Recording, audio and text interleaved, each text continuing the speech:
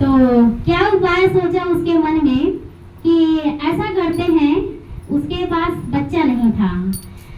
उसके मन में ये सूझा कि मैं घूंघट करके जाती हूँ चर्चा में, अगर घूंघट करके जाऊंगी तो हमें कोई देखेगा नहीं, पहचानेगा नहीं। तो गई घूंघट करके, और कोई मतलब घूंघट में थोड़ी भी कोई कहेगा अपना घूंघट उठाओ ये पूछेगा। तो चर्चा भजन सब सुनी, कोई कहता है मेरे पास बेटा नहीं है, मेरी मनोकामना भोले बाबा पूरी कर दिए, मेरे पास मतलब वगैरह कुछ भी कमियां हो बाबा पूरी करते हैं। तो उसका मन भगवान पे ये डोला कि सबकी मन्नतें पूरा करते हैं बाबा, तो मेरी भी मन्नतें पूरा करेंगे।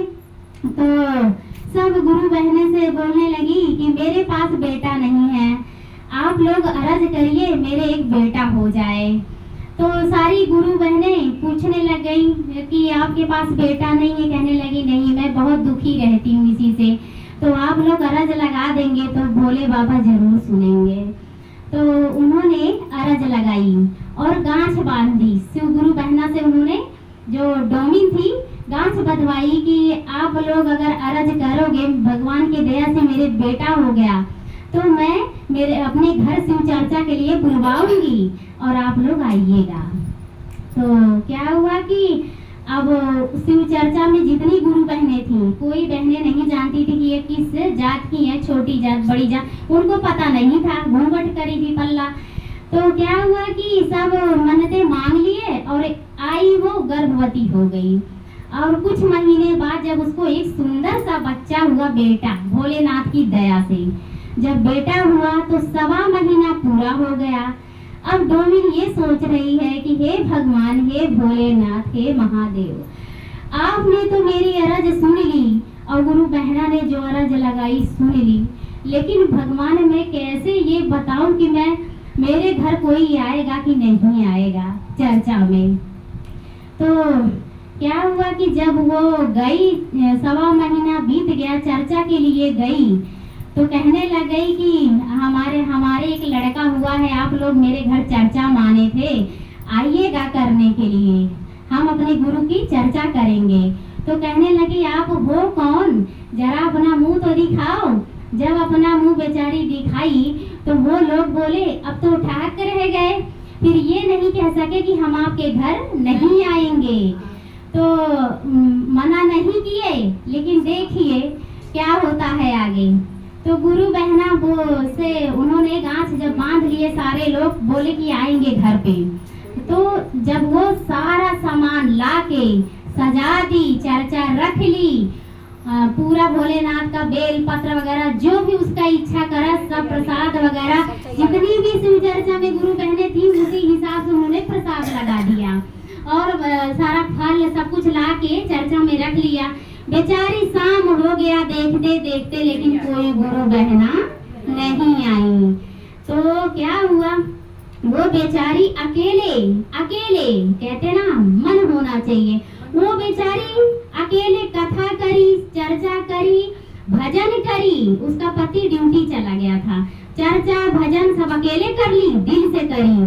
तो उस एक गांव में एक टोली जा रही थी शिव चर्चा करने, जैसे हम लोग बैठे हैं।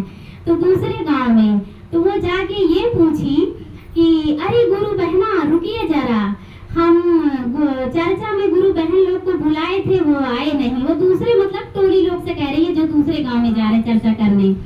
तो क्या हमारी जो है कि भोले बाबा मन्नत स्वीकार कर लिए होंगे, हम तो अकेले करे हैं चर्चा, कोई आया नहीं बहना। तो वो बोले हाँ जरूर स्वीकार करे हैं, अगर आप दिल से करे हो तो आपकी चर्चा अकेले ही स्वीकार करे भोले बाबा। भोले बाबा आपके ऊपर अकेले ही प्रसन्न हो गए हो, आए या कोई ना आए, पर दिल से करना चाहिए। तो कहने लगे आपका जो है मन्नत पूरा हुआ। और कहने लगी गुरु बहना मैं तो उन लोगों के लिए बहुत ढेर सारा प्रसाद मंगा के रख दी थी, लेकिन वो प्रसाद हमारा क्या होगा, अब हम क्या करें। तो ऐसा करते हैं, आप लोग जा रहे हो किसी के घर चर्चा करने, तो वो प्रसाद आप लोग ले जाओ, थोड़ा थोड़ा करके ले लो। तो वो प्रसाद दे दी, ले जाके सबको बांट दी। उसके कल क्या होता है, जो लोग उनके घर चर्चा करने नहीं आए उनके माता निकल आई। अब आप लोग गांठ बांध दिए, भाई बाबा भी तो देख रहे हैं, ऐसा नहीं करना चाहिए। हम बाबा में कोई भेदभाव नहीं, हम चाहे जिस जाति के हों, चाहे छोटा जात बड़ा जात, चाहे दिल सबका मिल रहा है, भगवान से सब जुड़े हैं, बस हमारे लिए वही मायने रखता है। हम छोटे जात की में बड़े जात की ये मायने नहीं रखता। भगवान भेदभाव नहीं करते तो हम क्यों करें, नहीं करना चाहिए। फिर माता निकली आए तो एक महात्मा उस गांव में आए और उसका हस्बैंड पूछ रहा है कि देखिए हमारे गांव में क्या हो गया, ये माता कैसे हमारे गांव में सारी औरतों को निकल आई हैं। तो वो महात्मा बोले कि आपके जो है कि आप लोगों ने कुछ गलत किया है, आप लोगों ने कुछ गलत किया है।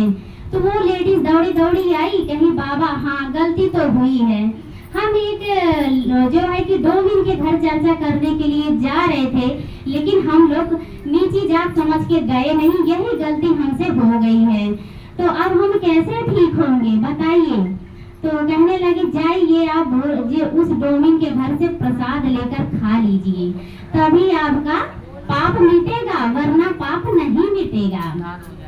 तो वो दौड़ी दौड़ी आई, सारी गुरु बहना जो मना करी थी सब गुरु बहने आई प्रसाद के लिए। तो प्रसाद है ही नहीं, वो तो किसी और को दे दी, प्रसाद नहीं है तो फिर दे क्या हो। तो वो बोली कि देखिए हम तो प्रसाद सबको बांट दिए, अब हमारे घर प्रसाद नहीं रह गया। तो कहने लगी दे दो गुरु बहना, हमें हमारा पाप मिट जाए, वरना हम परेशान होंगे, हमसे बहुत बड़ा पाप हुआ, भूल हो गया हमसे। तो कहने लगे हम तो सब बांट दिए, जिसको बांटे हैं जिसके पास है